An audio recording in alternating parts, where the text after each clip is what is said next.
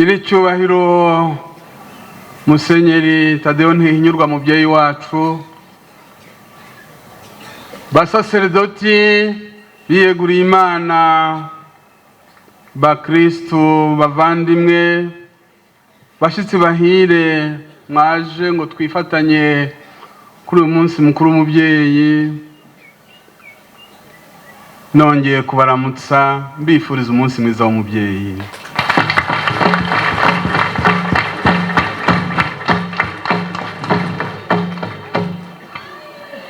Dushimira Imana yaduhuje kuri uyu munsi, tugahura twabukereye turi benshi kugira ngo duhimbaze umubyeyi Bikira Mariya. Bikira Mariya aragahora himbazwa, arabikwiye.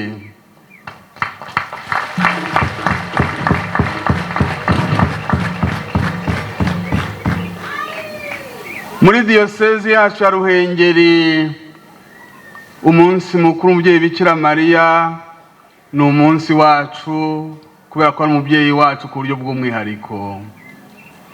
Mwakoze cyane rero uburyo mwaje muri benshi muturutse muri paruwase zose zigize diyoseze yacu, mukaza mwabukereye, mukaza kandi muhimbawe, muhimbaje ku buryo byose byagenze neza.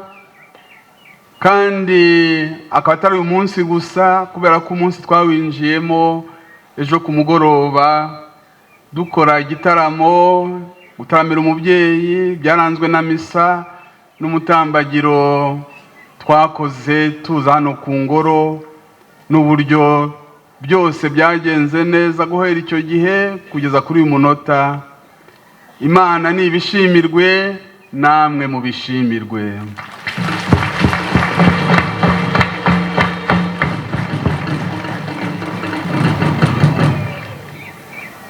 Ibi biri muri gahunda twiyemeje muri diyoseze yacu ya Ruhengeri, gahunda y'ikenurabushyo mu rugendo turimo tugana aho Imana itwifuza. Tugira amahirwe yo kugira umubyeyi Bikira Mariya uduhora hafi, tukagira uburyo bwihariye rero bwo kugaragaza uburyo tumukomeyeho. Kandi kuri ubu buryo guhura nk'uku nka diyosezi mu mpande zose za diyosezi, akaba ari umwanya wo kugaragaza ubumwe dufitanye, ubumwe dukesha abatisimu twahawe isano isumba y'amaraso. Bikaba byiyongeyeho ko turi abana b'umubyeyi umwe, umubyeyi Bikira Mariya, umurinzi n'umuvugizi wa diyoseze yacu. Umwanya nk'uyu rero mu rwego rwa diyosezi dukomeje kuwushyiramo ingufu, kubera ko ari umwanya mwiza wo kongera kugaragaza ko turi kumwe, kandi ko dukomejwe n'uko turi kumwe n'umubyeyi Bikira Mariya, umubyeyi wacu udukunda cyane. Biragaragara ko uyu munsi utabatunguye. Uyu munsi mwarawiteguye ku mutima no ku mubiri. Biragaragara uburyo mwaje mukeye, ingufu zabahagurukije. Ni ukuvuga ko mumaze igihe mwitegura uyu munsi, kandi nkanishimira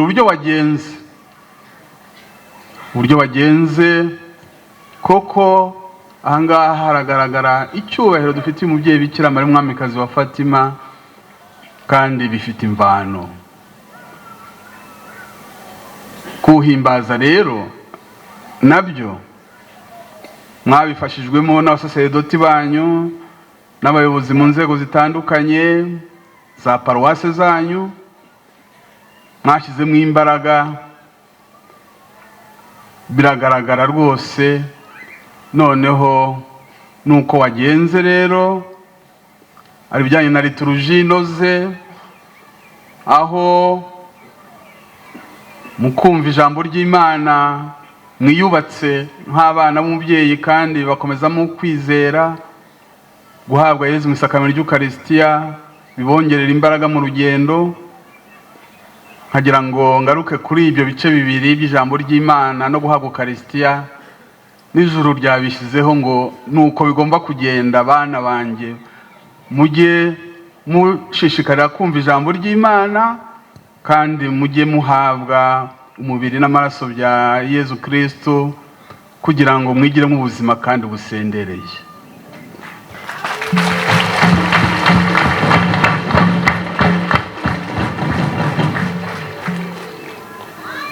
Ubundi uzi kwitegereza agenda areba ibimenyetso bikagira icyo bimubwira. Ngarutse kuri ibihe bibiri. Muribuka ko mu ivanjiri igihe ijambo ry'Imana inkuru yamamazwaga, ijambo ry'Imana ridutungira ubuzima rikayobora intambwe zacu, haguye akavura kadasanzwe.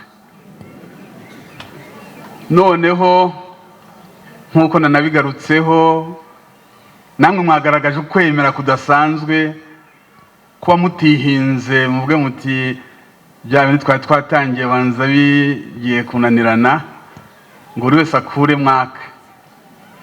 Noneho no mu gihe cyo guhazwa rero mwabonye ko mu gihe buri wese yarari kujya yiyumvamo ubwo buzima akesha kwakira Kristo mu isakamento y'Ukaristiya, akavura kongeye karagwa. Nuko ubwo rero bakristo bavandimwe, mukomere kuri Yezu mu ijambo rye rimurikira intambwe zacu, kandi kumuhabwa neza mu masakaramentu adutungira ubuzima. Mukomeze mwigiremo ubuzima kandi busendereye. Nicyo mbifuriza kuri uyu munsi bavandimwe.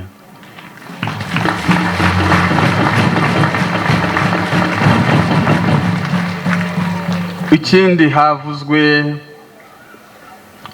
abiragije umubyeyi Bikira Mwamikazi wa Fatima benshi muri diyoseze yacu, imiryango, amatsinda, korali, amashuri, ibigo.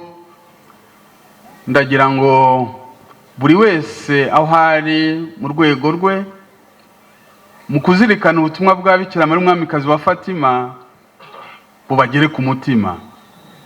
Umuntu nagera muri izo ngo zose n'ahantu hose biyambaza umubyeyi Bikira Mariya, ajye yumva iyo mpumeko y'urukundo n'ineza, ajye yumva ubutumwa bwa Bikira Mariya bwumvikana ku buryo bwose. Nimuhumure, Bikira Mariya duhumuriza aho muri hose mu butumwa bwanyu, ari mwebwe mwiragije umubyeyi Bikira Mariya Mwamikazi wa Fatima, ari n'abakristo ba diyoseze ya Ruhengeri ku buryo bw'umwihariko. Iryo jambo nimuhumure, guhumurizwa na Yezu. Muribuka ko igihe Yezu azutse yaje aramutsa abe, indamutso ye nimugira amahoro. Nimuhumure, nimuhumure, turi kumwe, naratsinze. Nimuhumure. Noneho isengesho rikomeza kuduhuza n'Imana, mbese tukarigira uburyo bwo kubaho, maze bikanagaragara mu buryo duhinduka. Isengesho riduhindura uko tungana dutya, twasangiye isengesho bikagaragara no mu buryo twese twahindutse, tukabarushaho kuba beza, abana babereye Imana umubyeyi wacu, abana babereye umubyeyi Bikira Mariya. Tubigire intego rero duhuriraho, guhumurizwa na Yezu. Noneho twongere tugaruke cyane gukomera ku isengesho, kandi gusenga nta buryarya, ntabyo uri kurenzaho, ahubwo ugasenga mu kuri. Noneho guhinduka by'ukuri, tukarushaho kuba abana beza babereye Imana, babereye umubyeyi Bikira Mariya, abana babereye Kiliziya, abana babereye diyoseze yacu ya Ruhengeri. Ndagira ngo rero nongere ngaruke ku bumwe dufitanye na Kiliziya muri rusange kuri uyu munsi, nk'uko Papa abyifuza. Kuri santuweri zose, ku ngoro za Bikira Mariya, ahantu hose biyambaza umubyeyi Bikira Mariya ku isi hose, Papa yifuje ko ku itariki ya 31 Gicurasi umuryango w'Imana ku isi hose uzatura Imana amasengesho